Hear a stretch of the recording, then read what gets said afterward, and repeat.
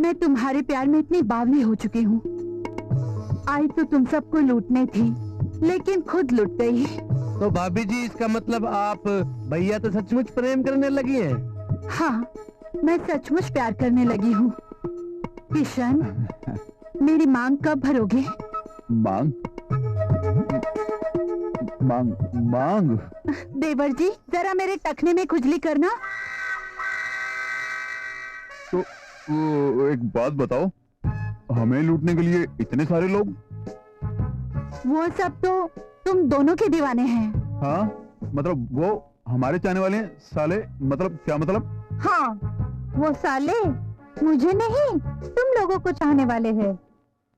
देवर जी, जरा मेरे पैर में अच्छी तरह खुजाओ।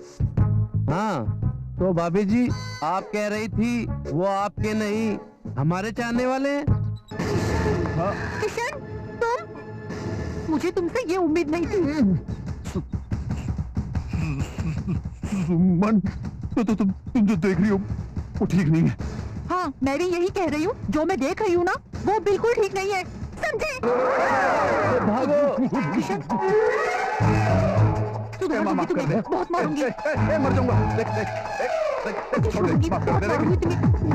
तू भी नकली फौजी की बेटी, ना तेरे बाप का लगता है, ना तेरा निशाना ठीक लगता है। हट जा, लाल गुब्बारे हट, चल।